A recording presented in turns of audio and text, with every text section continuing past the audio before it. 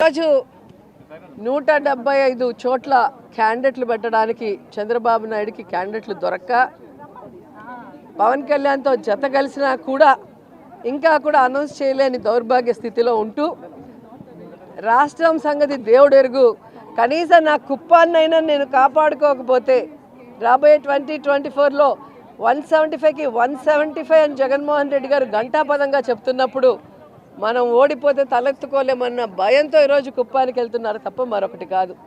ఈరోజు కుప్పంలో దాదాపుగా 40 సంవత్సరాలు పైగా ఎమ్మెల్యేగా చేశారు, 3 సార్లు ముఖ్యమంత్రిగా చేసి కూడా ఆ కుప్పంలో ఏ కుటుంబానికి సంక్షేమం అభివృద్ధి అందించారో ఒకసారి చెప్పాలి చంద్రబాబు నాయుడు.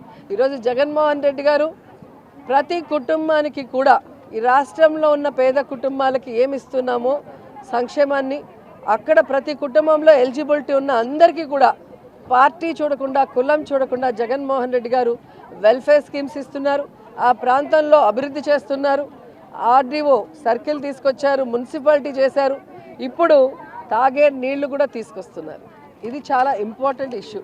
3 సార్లు ముఖ్యమంత్రిగా ఉన్న చంద్రబాబు నాయుడు తనకు ఓట్లేసి ముఖ్యమంత్రి అయ్యేందుకు అవకాశం ఇచ్చిన ఆ కుప్పానికి తాగే నీళ్లు కూడా ఇవ్వని ఒక దౌర్భాగ్యమైన పొలిటీషియన్.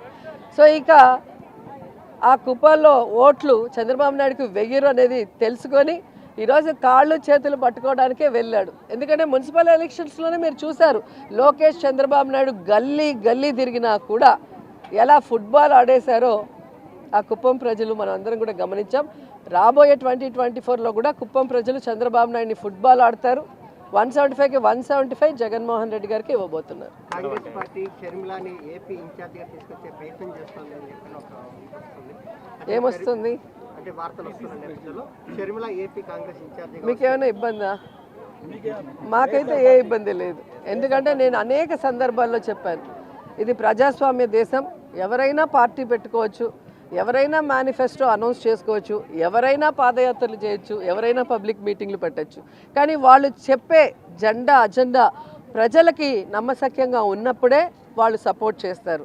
కాబట్టి ఎవరో వస్తారు ఏదో చేస్తారని భయపడే క్యారెక్టర్ జగన్మోహన్ రెడ్డిది కాదు అనేది ఇప్పటికే మీకు అర్థమై ఉంటుంది. స్టార్ క్యాంపెయినింగ్ వస్తే మొత్తం కూడా విమర్శల దాడి అంతా కూడా అధికార పార్టీ మీదే ఉంటుంది. దాని ఎలా ఈరోజు ఏం కొత్త కాదండి, ఎక్కడైనా అధికార పార్టీ విమర్శలు ఎదుర్కోవటం ఈ దేశంలో మనం చూసాం. కానీ జగన్ అపోజిషన్లో ఉన్నప్పుడు కూడా అధికార పార్టీని తిట్టకుండా జగన్ గారినే తిట్టిన దాఖలాలు మనం కళ్ళారా చూసాం. సో జగన్ గారిని చూసి కడుపు మంటతో ఎంతోమంది ఎన్నో మాట్లాడతారు. రజనీకాంత్ డైలాగ్ ఉంటుంది కదా, ఏం డైలాగ్ చెప్పాను కదా నగీర్లో, కాదు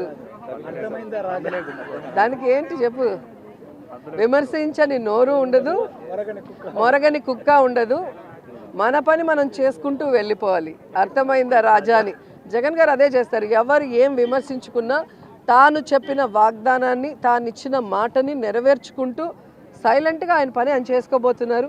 ప్రజలు గమనిస్తున్నారు కాబట్టి ఈరోజు 2019 నుంచి ఈ రోజుటి వరకు ఏ ఎన్నికలు వచ్చినా కూడా వార్ వన్ సైడ్ అన్నట్టుగా జగనన్నకే సపోర్టివ్గా ఉన్నారు అంటే అర్థం అదే. సో వాడెవడో తిట్టాడని మనం తిడితే ఏముంటుంది, నేను తెలంగాణలో నించుంటే అని చెప్పి అన్నిసార్లు చెప్పుంటాడు పవన్ కళ్యాణ్. నించుంటే కదా తెలిసేది. ఆంధ్రాలో నించుంటే 2 చోట్ల ఓడిచ్చారు, తెలంగాణలో పార్టీని నించోబెడితే బర్రె లెక్క కన్నా తీసిపోయాడు. అంటే ఎంత మీ మీడియా హైప్ చేసినా పవన్ కళ్యాణ్ని లోకేష్ని జాకీలు పెట్టి ఎత్తాల్సిందే కానీ ఆ జాకీలు ఇరిగిపోతున్నాయి, వాళ్ళు మాత్రం పైకి రావట్లేదు.